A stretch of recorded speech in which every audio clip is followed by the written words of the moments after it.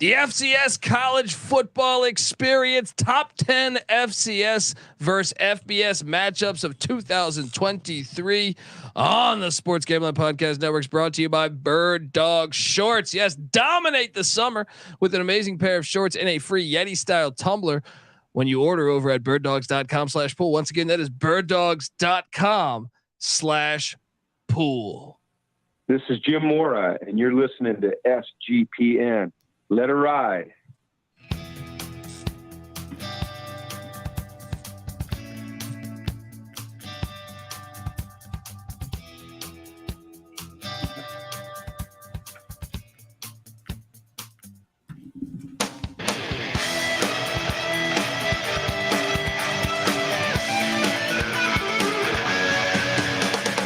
Yes, yes, yes. Woo!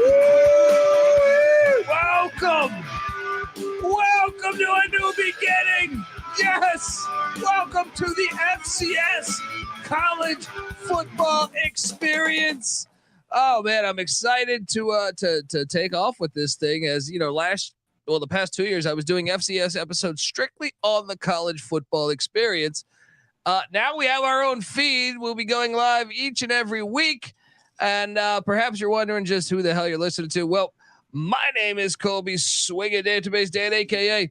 Pick Dundee. That's not a pick. This is a pick.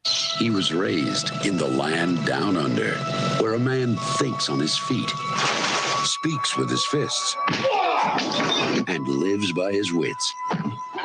When Dundee happened, he was a superstar. I'm probably drinking too much and celebrating too much and not sleeping.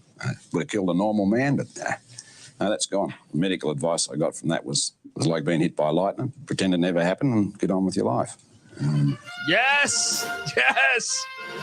Oh man, I'm excited to bring you guys this show. Look, we had great numbers the past 2 years doing that on the College Experience feed, talking FCS, and now we can go all the way in, preview conferences, talk about the race to Frisco, Texas. We're gonna do all that good stuff, and I can't wait. Like I said, I am honored to be a part of this, and today I figured we would start things off with our top 10 FCS versus FBS matchups. And, then, like I said, in the coming weeks, we're going to preview all of it. From the SWAC to the Pioneer League to the SoCon to the CAA and so on and so on and so on. Obviously, the Big Sky, the Missouri Valley, such as South Dakota State won the FCS championship a season ago. And, we just have a lot to talk about, a lot to get to.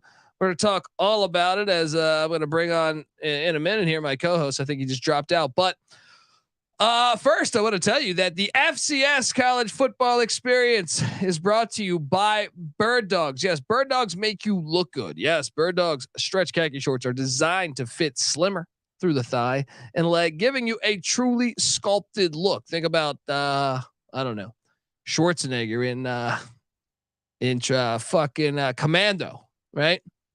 Look, he's out there. He's got he's got every girl. What's a piece of Schwarzenegger? All right. Back then in '85. Now I don't think so, but it's going to make you look like you're hopping on that boat, going to that island to find your daughter and destroy a whole fucking army. All right.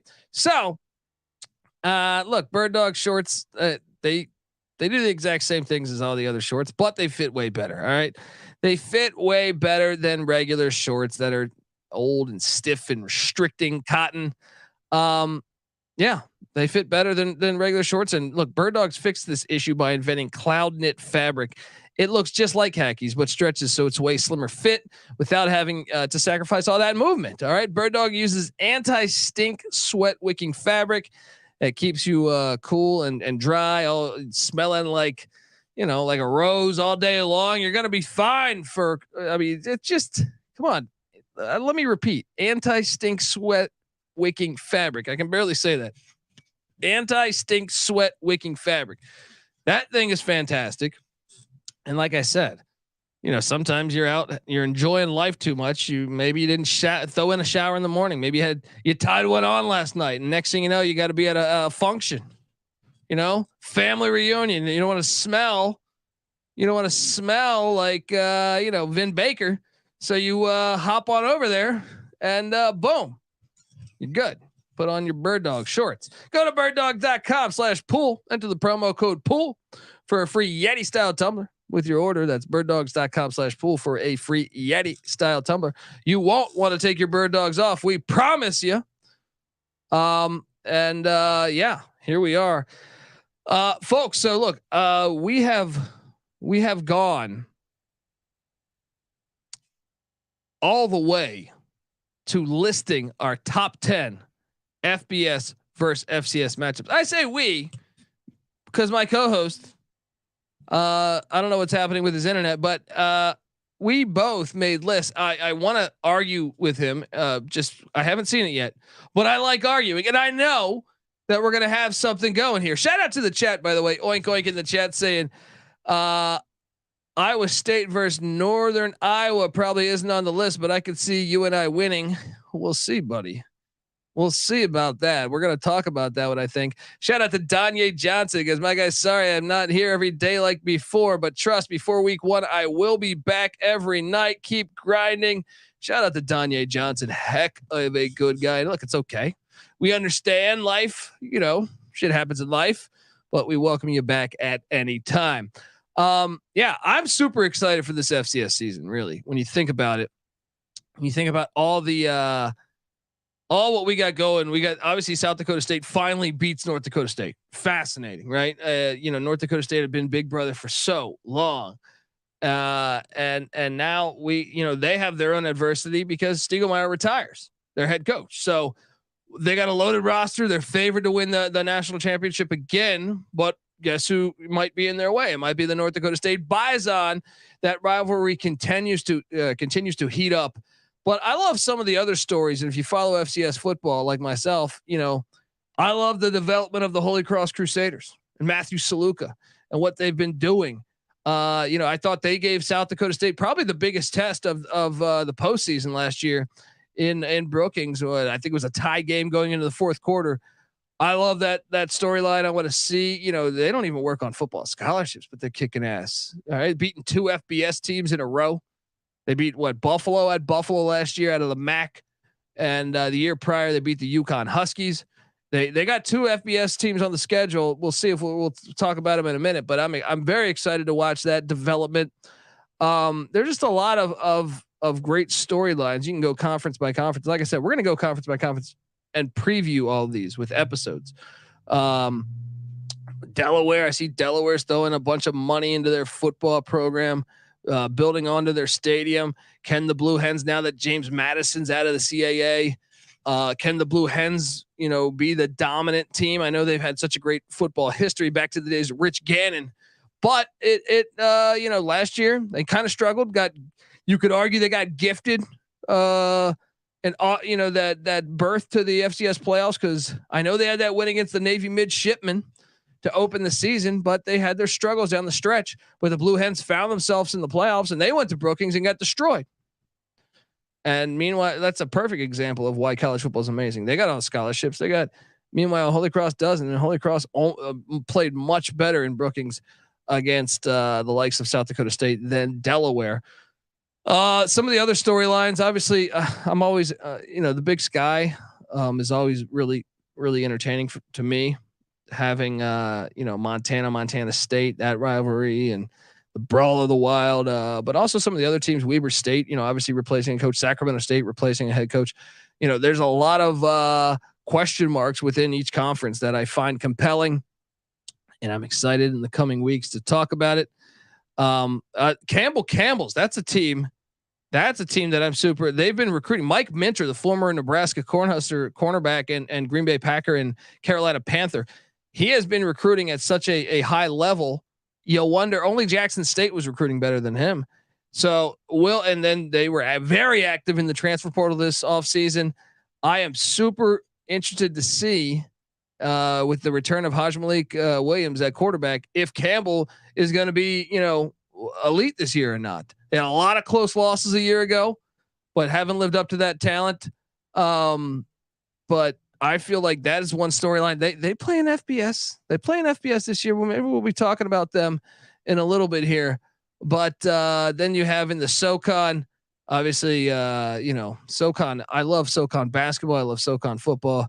But the likes of Samford, the likes of Furman, I think is pretty loaded heading into this year. Always a fun time to talk SoCon. And then obviously Dion left Jackson State. How's that going to work out? In regards to they still have a lot of talent. So are they just going to breeze through the SWAC? Or are they going to be better? Perhaps, who knows? But Florida A&M, I think, is going to be fun to contend with them. We're going to talk all about this conference by conference. And also shout out to Frozo. Florida A&M versus South Florida has to be on the list. Tune up for the Bulls before Bama. I think we might have something there. I'm just waiting. A little bit of technical difficulty here. But I would say that one is certainly right there. And obviously South Florida, that's something I did highlight was the first year coaches, right? The first year coaches on the FBS side on my top 10, the top 10 FBS head coaches, the top 10 games for FCS against FBS. A lot of them, I think you have to factor in the fact that new coaches are implementing new systems. They got a brand new team, transfers, all this stuff. So I will say out of my top 10, I have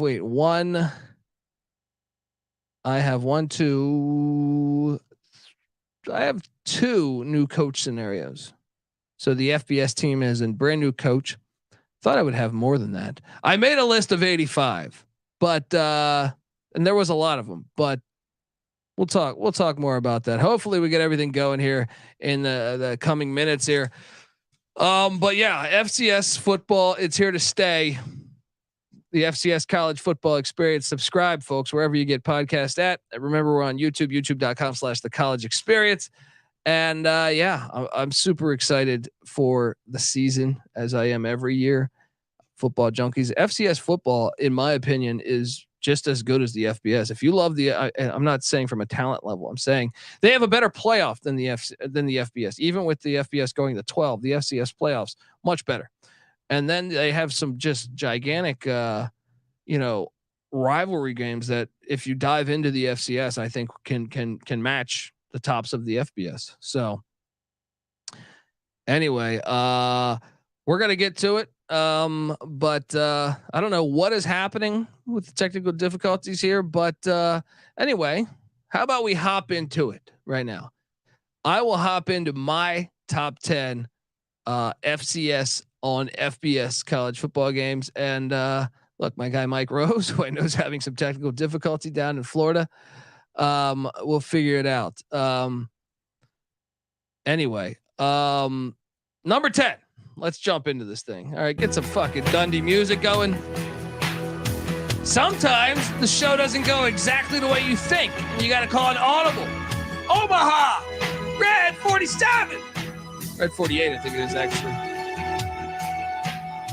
But here we go. I would say number 10 to me is, man, I hesitated on this one back and forth. But I got Indiana State at Ball State. All right. Indiana State at Ball State is an interesting one because these teams, I know Indiana State, you say, well, they were terrible season ago, Colby. Why would you say this when you know how terrible they were a year ago? But they gave North Dakota State a test first off. All right. That would be my first answer. I do understand that this is a team that was I think they went 2-9. I almost said 2-10. And they won their first game in overtime against North Alabama. And then they went on a gigantic losing streak until November 12th when they beat Western Illinois. But don't panic. This team, yes, they lost 56-0 to Purdue, but this is Ball State.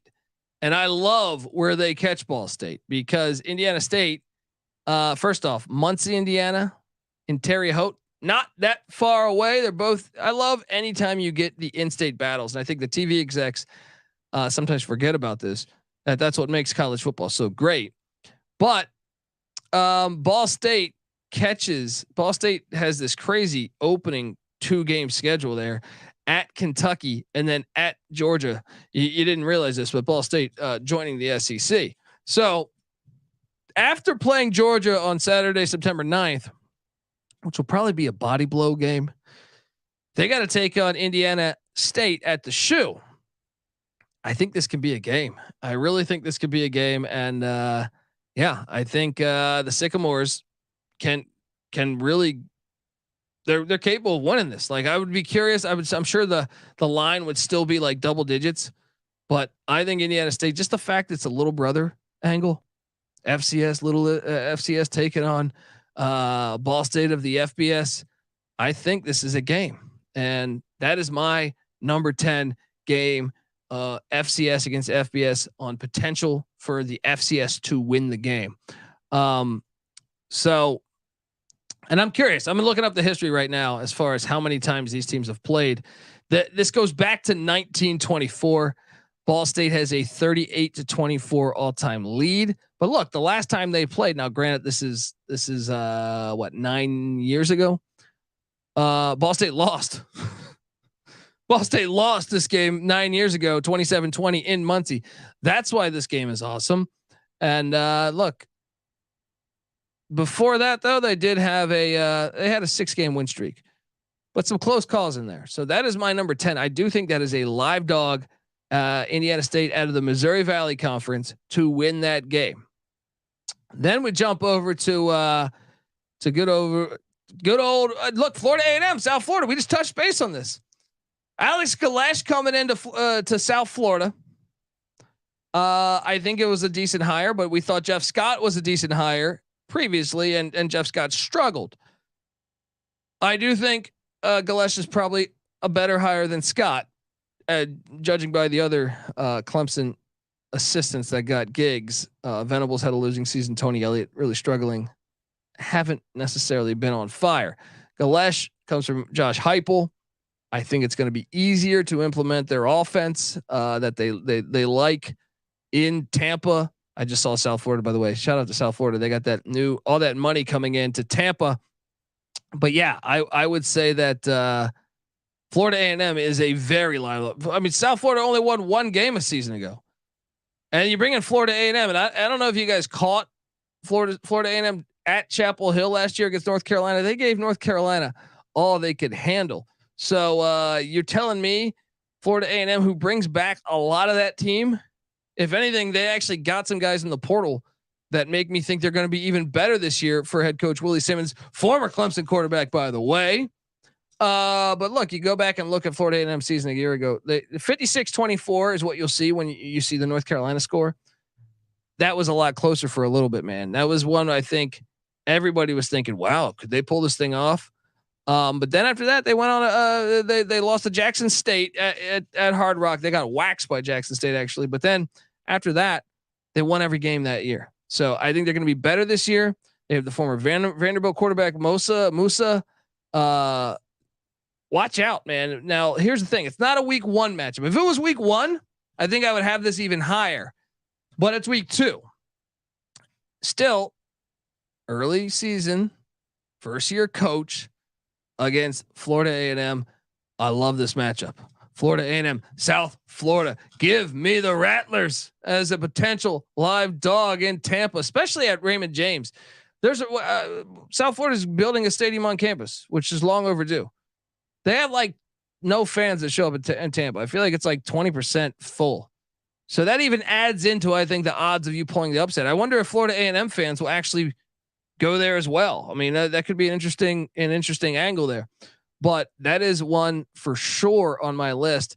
I think it is the number 9 most likely to happen, most likely upset to happen. FCS against FBS. Let's fucking go.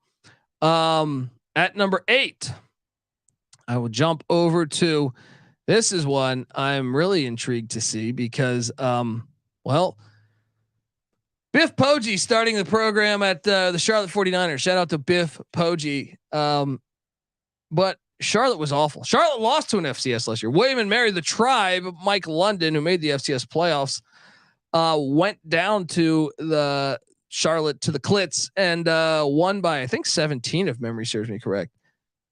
At Biff Poggi, now that was Will Healy's team. Biff Poggi is the new head coach. I do believe this team's going to be a lot tougher, and I thought they've been pretty active in the portal, bringing talent down to Charlotte. However, South Carolina State is not that bad. They're not that bad. Just 2 years ago, they were in the Celebration Bowl, and they upset Deion Sanders and Jackson State with a very talented roster. So when you tell me game 1, I think this is, or game 2, when is this? Let me pull up the schedule. When you tell me that Charlotte is going to be playing Biff Poggi era beginning, which any coach starting a brand new era, it takes sometimes till November for them to really catch what you're trying to do offensively, defensively. So I think that is an interesting angle for this game, for this matchup, as the Charlotte 49ers are taking on the there we go. I think we might even have them. Do we got them? Are we live? Are we live? I think we're struggling. I think we are struggling here. But look, who's going to be struggling is the Charlotte 49ers. I think when South Carolina State takes on them, look, South Carolina State is just a team that I think I saw them play at South Carolina. I want to say it was on a Thursday night a year ago. And I just thought, despite that game, they got blown out. I thought they looked the part. They looked like a team that could beat a shitty FBS team. And what is Charlotte? Charlotte is a shitty FBS team. So I think South Carolina State is very capable of the upset. I know that they were just 3-8 last year, and they lost by 46 to UCF, and they lost by 40 to South Carolina, but they only lost by 6 to Florida A&M, who I just alluded to was a good team last year. And you don't have to go that far back. You don't have to go that far back to realize that this program, the year before, 5-0 in the MEAC, 7-5. Beat Jackson State 31-10 in the Celebration Bowl. So I think South Carolina State could give the Charlotte 49ers quite the game. When do they get them? Week 2? Week 2. Once again, anything in September where the FBS coaches are taking on the brand new FBS coaches are taking on decent FCS schools. I think you got something. So all right, moving along. Once again, my apologies. We were supposed to have 2 guests here, but some technical difficulties here on the College Football Experience, the FCS College Football Experience, which you should be subscribed to. We are available on YouTube, by the way, youtube.com/the College Experience. Subscribe, tell a friend, as we will be here all through the coming weeks, the off season, talking FCS football. Once again, when the season breaks down, we're going to go game by game, talking FCS, and we'll preview every single conference and all the teams in it. So subscribe, tell a friend.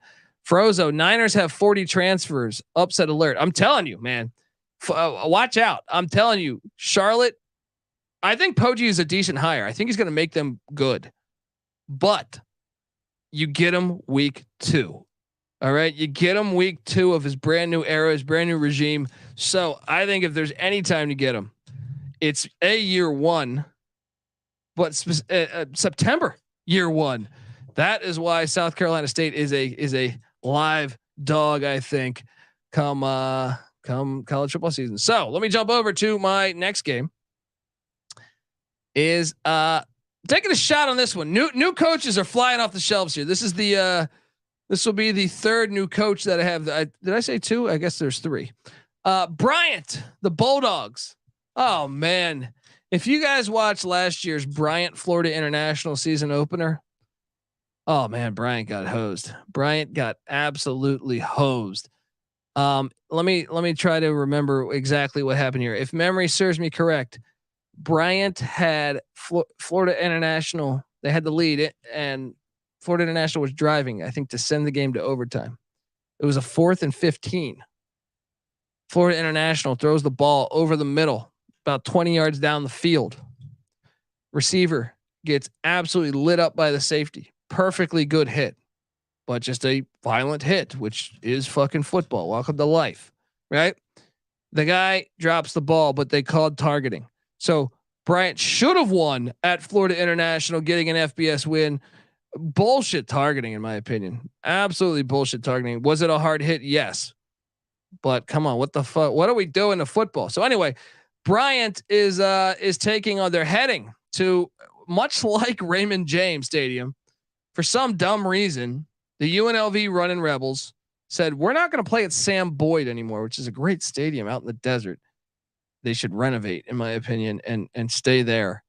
They said, no, we're going to play at Allegiant or whatever this stupid fucking Raider stadium is. It looks like a, I don't know, looks like an office building, right? They're going to play there where they can't even like, come on, man. This is such a bad idea. Yeah, I get it. Oh, your recruits are going to love the brand new stadium. Not when no one's in it, because you're never going to pack that thing. There's not that many UNLV fans in the fucking world. So absolutely terrible decision I thought I actually believe it really affects their future as far as winning, because they're never going to pack that thing. They're never going to pack that thing, which will on TV, it's going to look shitty. So recruits are going to say, I don't know. Why would I want to play there? And also, guess what? It's not a daunting home environment. So your chances of winning are going to go down because it's not daunting. If it's Sam Boyd, where it's actually outdoors and hot as shit. Yeah, sometimes you play at night, but that Vegas heat is real at night. And guess what? It can get cold in November. That's your advantage. And it's also a smaller crowd. So guess what? When your fans show up, they can actually pack the place, which actually makes it somewhat lit. It's a no-brainer. But Barry Odom's the new head coach now at UNLV. And, a lot of transfers leaving left and right, as with every college football team, not named Army, Air Force, or Navy. And I think it just makes it somewhat of a compelling game when you have the likes of, a brand new head coach, a team that's been ass really the past 20 years, really since John Robinson and Jason Thomas, if you remember those guys. But yeah, this has been a terrible program. And year one, they had an offensive coordinator. His name was Bobby Petrina, road rash face, right? And guess what? After 2 weeks, he left for the Texas A&M job. So now you have a scenario where, you have a brand new head coach, but you also have 2 offensive coordinators hired already. I think Petrino was there 2.5 weeks. Now, maybe that's not as big as a problem because you didn't even have spring ball with Petrino. Maybe, or maybe not. Maybe some more players transferred that Petrino brought in. Regardless, I don't think UNLV is very good. And now they're hosting Bryant in a strange game. Bryant's located in Rhode Island. This game's all the way in Las Vegas. I think Bryant's a live dog. You look at Bryant's season a year ago, underachieving, but they were in a lot of games. 4-7.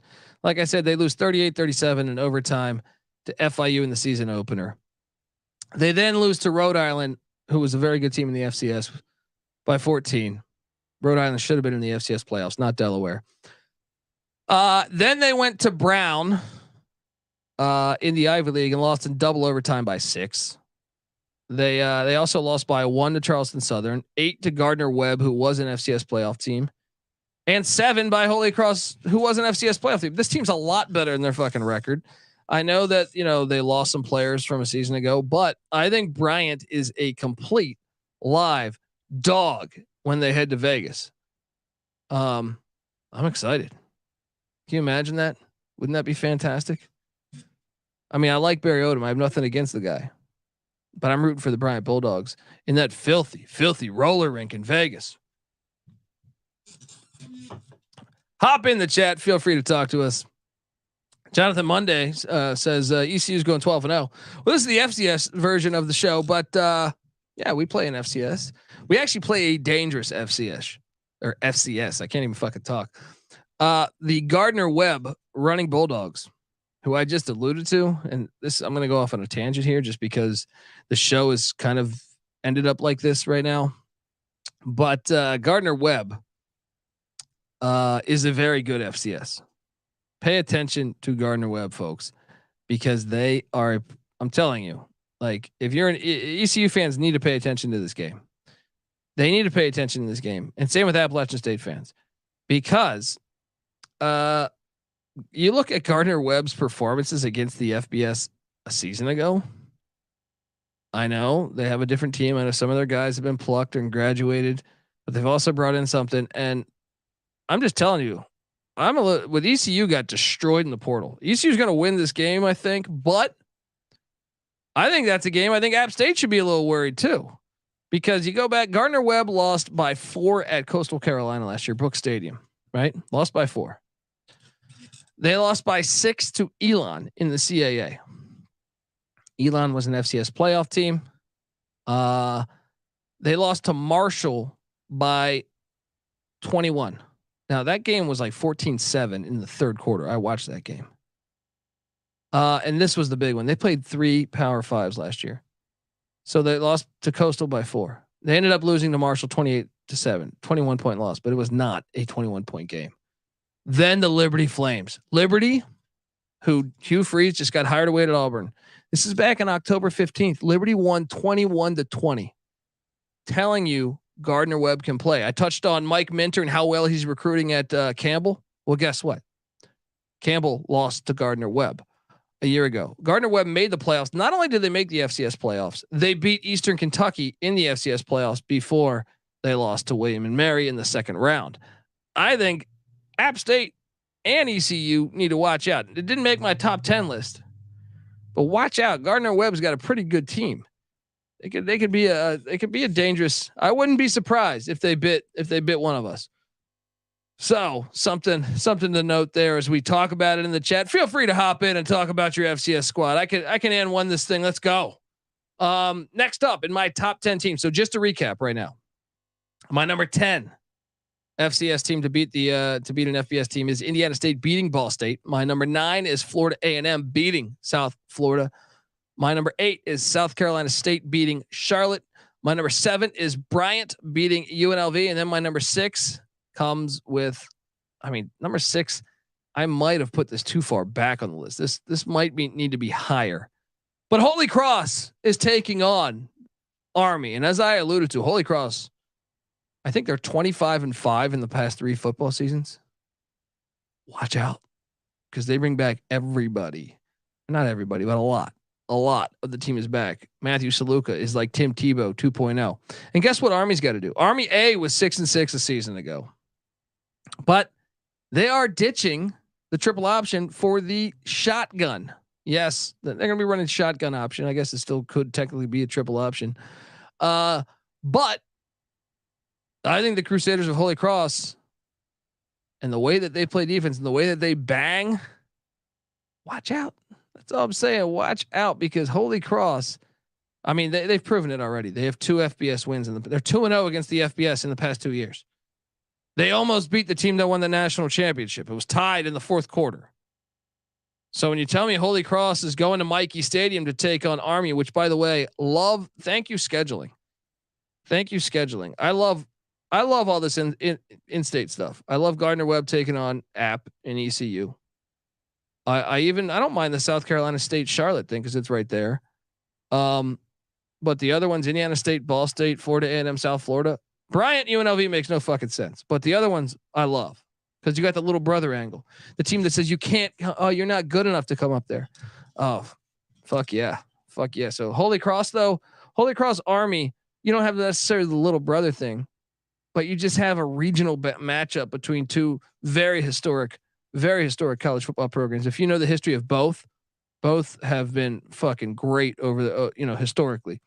So I think Army could lose this game for sure. I'll be honest. I wouldn't be surprised if Holy Cross was favored, depending on how Army does out of the gun. Now, here's the only thing. This is on Saturday, November 11th. This is not a September game. So by the time that rolls around, maybe they're more fluid out of Monk and shotgun approach and things are working out, or maybe it's just not working out and Holy Cross beats the hell out of them. Either way, I would not be surprised if Holy Cross wins this game. Yes, I would not. I wouldn't be surprised if they won it by double digits. That's how good Holy Cross is. So watch out, folks. Next up is my number 5, I think it is.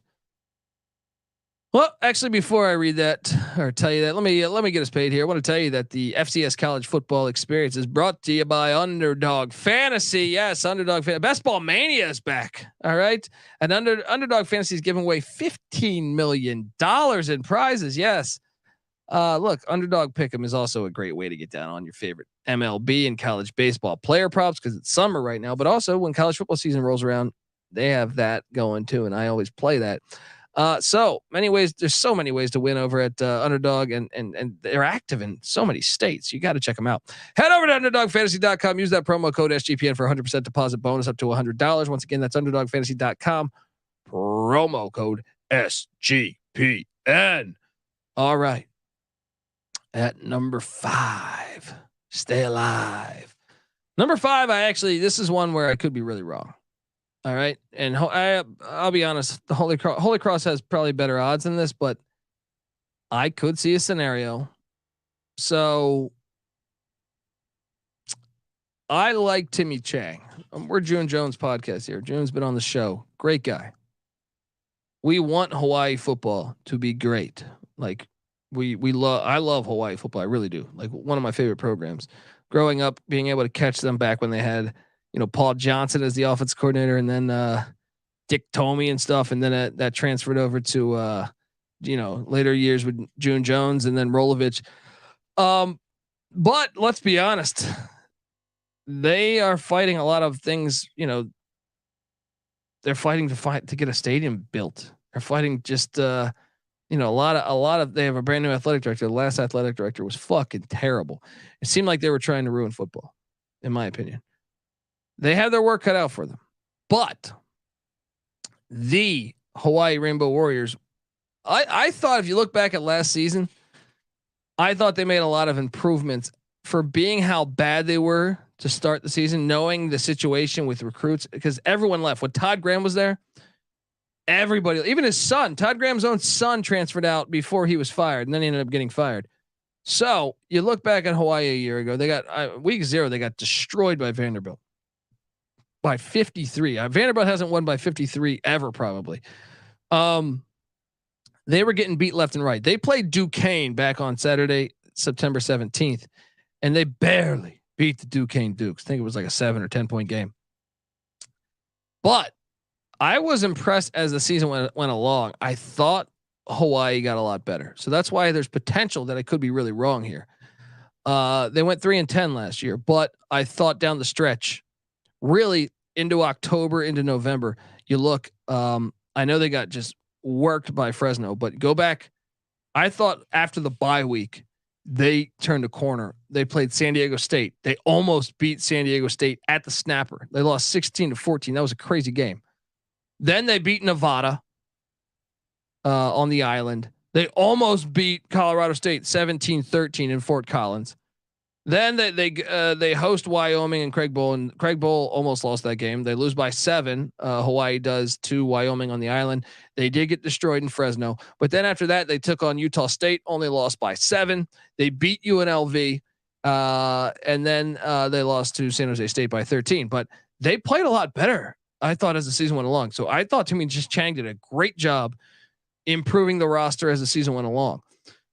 So this is why it could be a blowout. But when I look at week 3, well, first off, Hawaii opens the season in Nashville, Tennessee. That's a fucking far trip. Yes, they come back home, but they could play another Power 5 when they come home in Stanford. Morale might be a little bit down after playing 2 Power 5s, and also knowing that you have Oregon on deck in Autzen, but the Albany Great Danes and Reese Poffenberger come into town. Look, Albany is an interesting team this year because I don't think they're as bad as like you look back and you say, okay, the Great Danes were 3-8 last year, Colby. You're fucking a maniac for thinking they can come into Hawaii and win. Dive into that some. And I thought getting Poffenberger back at quarterback, he's a good quarterback in the FCS.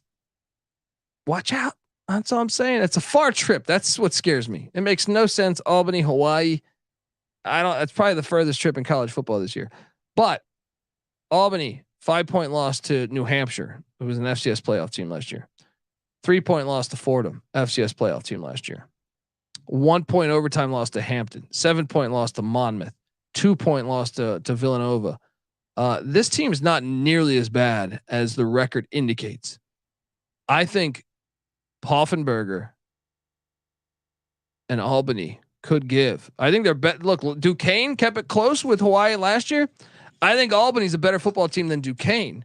So watch out for the Great Danes on the island. I don't want to root against Hawaii. As much as I love when the FCS beats the FBS, I love Hawaii. I want Hawaii to get that win, but watch out. That's all I'm saying. Watch out. Next up at number 4, this one, I feel very good about the chances of this one. And Patty C's not available on this episode to talk about it, but folks, UVA and Tony Elliott, they're starting Monmouth. We just talked Monmouth a second ago. Monmouth starting quarterback from a year ago, Tony Muskett, is penciled in to be the day one starter for the Virginia. I know he's in a battle, but most publications have him as the starter for the Wahoos, for the Cavaliers when they start the season. Saturday, September 2nd against the Tennessee Vols in Nashville. So I look at UVA's schedule and I honestly say, who are they beating? Brennan Armstrong's gone. He transferred out. A lot of other players transferred out. I don't know that they brought in the type of talent that they previously had, and they weren't a good team last year. So when you tell me now this game is in October, but they do not get a bye before this game. This is after a road trip. And I think William and Mary can beat Mike London. Is former UVA head coach. It's personal for him. He also played at UVA. I think William and Mary is a very, very live dog at Scott Stadium. I might even make you could make an argument this should be number 1. The only thing is it's a CAA against a P5, but fuck, I almost think you should favor William and Mary when they head to Scott Stadium, because Mike London and they're just getting started at William and Mary. I felt like that was last year was their big turning point. They bring back a lot of guys on that team. So I think the Tribe very capable of winning in Charlottesville. And I think UVA, when you look at their schedule, it's hard to find the wins. So give me William and Mary as my number 4 most likely FCS win when they schedule the FBS this coming fall. Curious, any of your guys' takes on that in the chat, feel free to fire away. But next up at number 3, I love this game. This game needs to happen every year, in my opinion. You put me in charge of college football, at least every other year. All right. I know we only have 12 games to schedule, but when the Salukis and the Huskies get together, 2 dogs, Southern Illinois against Northern Illinois, it just needs to happen. Now, yes, you could talk me into if Northern Illinois put Western Illinois on the schedule or Illinois State, some sure those are fun too. But I love the directional Illinois battle. The Salukis, by the way, beat Northwestern at Northwestern last year. So it's no wonder why I have them number 3 on the list, because they're fucking good. They're good. And they head to DeKalb to take on Northern Illinois. Now, Northern Illinois still has Rocky Lombardi, related to the great Vince Lombardi, and he's been in college 75 years, but, Northern Illinois they won the MAC 2 years ago, but last year they only won 3 games. I think it's going to be a game. I think I really want to watch this game. I think this is one that I want to see more than maybe every game on the list that I've mentioned so far because of the directional battle. Oh man. I think Southern Illinois might even need to be favored depending on how, when do they meet? I think this is a week 1 matchup. Let me just double check that. Yeah, I think this is one where watch out if you are a fan of the Huskies and welcoming in this really good FCS team out of the Missouri Valley that I know they didn't make the playoffs last year, but they were right there until they almost made the playoffs like the week before, and they're a good football team. So what week is this? Let's just bear with me here for a second as I try to load this up. So first off, last year Northern Illinois only beat Eastern Illinois by 7. Eastern Illinois is terrible. Tony Romo's not walking through that door. Now they got to go ahead and take on week. Oh, it's week 2. Okay, that's even better though because it's sandwiched. It's their first home game. Man, you could make the case that both teams have harder opponents because Southern Illinois plays Austin Peay week 1, who is an FCS playoff contender. So you can make a case they're better than Northern Illinois as well. You look back at the Saluki season a year ago. Yes, it was not the way that, man, they had some close calls too, man. They had, oh man, this is a brutal one here. Look at this schedule. They beat Northwestern in Evanston by 7, beat a Big Ten team. Their losses, besides the Incarnate Word game, which was a ass whooping, 3-point loss to Southeast Missouri, who was good. 3-point loss to South Dakota. 1-point loss to Northern Iowa. 3-point loss to North Dakota State. 7-point loss to Youngstown State. This team was almost undefeated. No, not undefeated, but 11-1 or 10-1. I think Southern Illinois is going to go into DeKalb and win, folks. Put that in your pipe and smoke it. Then we have at number 2. I don't think Nevada is very good. The Idaho Vandals almost beat Washington State last year. They had them on the ropes, and they were starting a freshman quarterback, brand new coach. They're a lot better this year. This is year 2. I can buy into Idaho going into Reno. I'm going to go ahead and say it. Idaho's winning in Reno, Nevada this year. I get it. Ken Wilson, year 2. He's a Mike Leach guy. We're a Mike Leach podcast. Rest in peace. I think Idaho's better than Nevada. I think Idaho's going to beat the shit out of Nevada. I actually think they could win by double digits. So the Idaho Vandals, not number 1 for me though. Well, maybe it should be number 1 now that I think about it, because number 1 for me is Merrimack taking on UMass. UMass was just so bad last year that it's hard to not have them in your top 5 because they have to show me some signs of life before I would ever consider taking UMass here. But Merrimack's not terrible. So I think there's certainly a chance. Maybe, I mean, what would you set this line at? I would wonder. Merrimack was 8-3 a year ago. One of those losses was an overtime loss to Harvard. I think Merrimack's might even deserve to be favored. I don't know. Don Brown though. I do trust Don Brown's a good coach. Year 1, he gets out of the way at UMass. I do expect them to make some type of improvement soon. But I mean, based off of last year, Merrimack, UMass, I think you favor Merrimack. There you go. That's my top 10. Just outside of the top 10, Northern Iowa at Iowa State, as we alluded to, that was my number 11 game.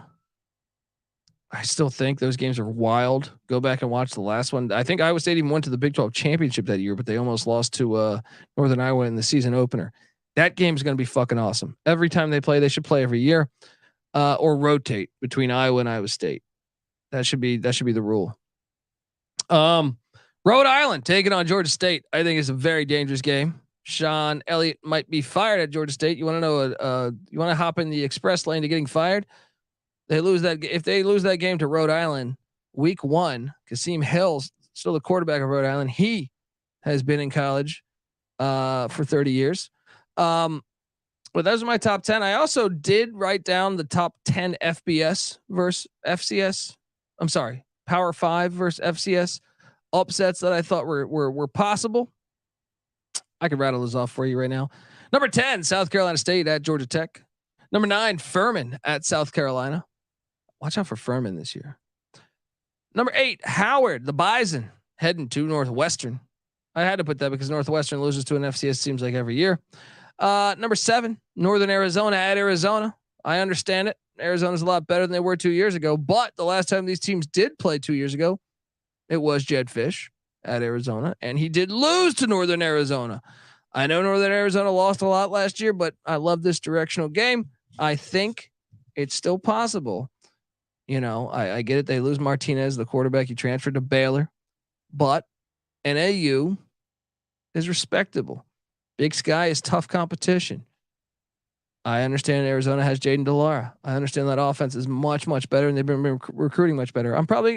Arizona will probably win by 2 touchdowns or 3 touchdowns this year, but it's still got to be in there. Number 6 is Northern Iowa State. Number 5 is Eastern Kentucky, Cincinnati. This is an interesting one here because this is the first game of the Satterfield era. Cincinnati lost a shit ton of players in the portal. Eastern Kentucky, a playoff team in the FCS a year ago, beat an FBS in Bowling Green a year ago. Eastern Kentucky wants to be in the FBS. I see opportunity, and they also get Kentucky on the schedule. I didn't put that in the top 10, but Eastern Kentucky, you want to go FBS? You can prove it this year if you win a couple of these games. Number 4, though, Sacramento State at Stanford. This one's interesting because Troy Taylor, the former coach of Sacramento State last year, took them to the FCS playoffs. He jumps over to Stanford, where, you know, it's a bit of a project, I think, what he's walking into. So I don't know necessarily how well. I think he's a good football coach, but I don't know if he'll have it ready in year 1. Meanwhile, the defensive coordinator from Sacramento State, Jody Sears, is taking over as head coach. Well, guess what he knows? Guess what he practiced against? Troy Taylor's offense all last year. So when you tell me they're playing each other, I say, man, that could be a sneaky good game. And he had been at South, you know, he was a DC for a long time. So, did I say Jody Sears? No, I think I said the wrong name there. Anyway, Sacramento State. Did I say that? It was Andy Thompson, I think was the new head coach. I'm a fucking idiot. But anyway, he is the new head coach of the defense coordinator. So my apologies on getting the name incorrect there. But yeah, Andy Thompson takes over as DC. He faced Troy Taylor all last year, and I think a couple of years since 2019. So he's going to know that offense and know what he's going to want to do. And I think from a talent perspective, they might be at similar levels. So watch out for that game. At number 3, the Idaho Vandals taking on the Cal Golden Bears. That is one. I touched on Idaho. I think they're going to beat Nevada in Reno. Well, Cal is a lot better than Nevada, but it's where they catch. So Cal plays Auburn the week before. Imagine if they beat Auburn in Berkeley. They're going to think they're awesome. And then they're going to think, oh, we have a little tune-up game before we head to Seattle to take on Washington. Well, Idaho's very good. They almost beat Wazoo last year. They put a scare in Indiana for a little bit too. Watch out. At number 2 is Holy Cross going to Boston College. It's a long time rivalry game. Hasn't been played in a while, but they played for fucking years. Boston College is replacing a lot. Holy Cross is very good. We've proven that already on this podcast. So that game is a very sneaky one to me. At number 1 though is William & Mary, Virginia. Now some of the honorable mentioned. I already talked William & Mary, Virginia. I think William & Mary should probably be favored. Some of the honorable mentioned to me is Campbell taking on North Carolina. Interesting game, but Drake May and Carolina have been recruiting well with Mac Brown. They should be fine, but hey, Campbell's talented. They're more talented than your normal FCS school. I found Duquesne, West Virginia interesting because Duquesne is located in Pittsburgh. You get that little backyard brawl junior going on. I know Duquesne wasn't great last season, but 2 years ago they weren't that bad. So maybe Neil Brown, you want to get fired very fast, lose that game. UC Davis taking on Oregon State. Dan Hawkins does a great job at UC Davis. However, I'm just high on Oregon State this year. So I think normally that would be in the top 10, but I think Oregon State's going to be really good. Alabama A&M is taking on Vanderbilt. And that is one I just put there because Vanderbilt's on the list. I kind of think Vanderbilt showed drastic improvement last year under Clark Lee's second year. Alabama A&M actually struggled without Akil Glass. They had a losing season a year ago. So that is one where I think, you put it on there because it's Vandy. Abilene Christian taking on Texas A&M. Now, I highly doubt this happens, but hear me out. This is a November game. What happens if Jimbo Fisher's fired before this game and everyone quit on the team? That's how Abilene Christian gives them a game. Probably not going to happen. Probably Abilene Christian probably lose by 50, but you never know. And my final one on the list is Samford at Auburn, because Auburn breaking in a new coach, huge strip club freeze. Samford can sling that rock. Florida found out about that a couple years ago, and Samford put up like 48 points or something on them in the swamp. So watch out. Watch out, Auburn. Those are my top. That's my honorable mention. I also have which games do I want to see most upsets before we get out of here. And once again, apologies. We were supposed to have a co-host. Shout out to Oink Oink. Idaho has the coolest dome, he says. Well, for domes, sure, but fuck domes. All right. And Oink Oink saying Western Illinois was good when Don Patterson was their head coach in the Gateway Conference. But since, and they're moving conferences again, the Leathernecks, as they leave the Missouri Valley and head for the OVC. All right, look, I want to talk. What games do I want to see the most? Which FCS upsets on FBS teams would I want to see the most? Obviously, any of the ones against Power Fives are very appealing to me. But when I see Georgia Southern, who ditched the triple option, and I'm still mad at that, hosting the Citadel, who still runs the option, that would be the game that I would prefer to see an FCS team win the most. So give me the Citadel beating Georgia Southern. That's the one that I'll be rooting for most. After that, I actually think it's probably Notre Dame's never played an FCS. They welcome Eddie George and Tennessee State. That one's pretty high up there for me. I think that'd probably be like not number 2, it'd probably 3 or 4. If Eddie George and Tennessee State come into South Bend and win, that would be fucking hilarious. It's not going to happen, but if I had to go with which ones I would want to see, that would be great. Imagine that. We've only played one FCS ever, but we lost. Come on, that would be like App State, Michigan. Eastern Kentucky against Kentucky. Let's admit it. I thought about Eastern Kentucky against Cincinnati. Kentucky and Cincinnati right there, but no. If they could beat Kentucky, Eastern Kentucky wants that FBS invite. If they can beat Kentucky, it'd be absolutely hilarious. Other ones that caught my eye, like I would like to see Delaware beat Penn State. That would be fucking hilarious, but I don't think it's realistic with this year's Penn State team. But Delaware's throwing a lot of money into their program. There's talk they want to go FBS. Who knows? But yeah, obviously the other ones, the obvious ones, UT Martin, Georgia, Chattanooga, Alabama, but those are going to be 60 point. I think the Citadel, Georgia Southern is a realistic expectation for maybe one that could actually happen, although I have my doubts. Folks, this is episode 1. If you couldn't tell, I mean, we've been covering the FCS for years on the College Football Experience, but that's mostly FBS based. Now we have our own feed. It's the FCS College Experience. So you need to subscribe over there because we're going to be there each and every week talking FCS football. The preseason starts. I had my guy, Mike, my co-host ready to go, and he had some power problems in the state of Florida. Happens to us all. Can't blame him. And yeah, we'll be back next week to talk about our conference races.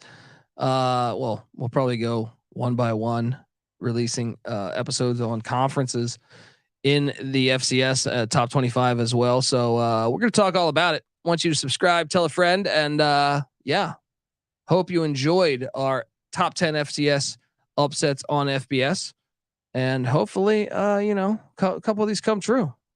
Hopefully, just not the ECU one. All right, come on, Gardner Webb. Actually, no, ECU's got to fuck them up. Let's go, folks. Subscribe to the College Football Experience. We're on YouTube, youtube.com/the College Experience, but also subscribe to the College Football Experience, the FCS College Football Experience, the College Basketball Experience, and the College Baseball Experience. How great is the college baseball season right now? That thing is a lot of fun.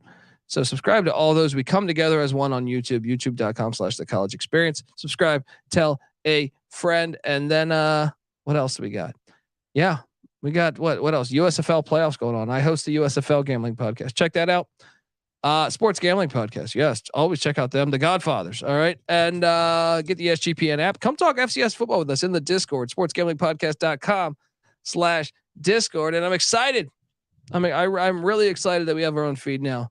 Let's get it going. The road to Frisco started today, baby. Let's fucking go. This is the FCS College Football Experience. You better start thinking about yours. And we out of here. Run and shoot.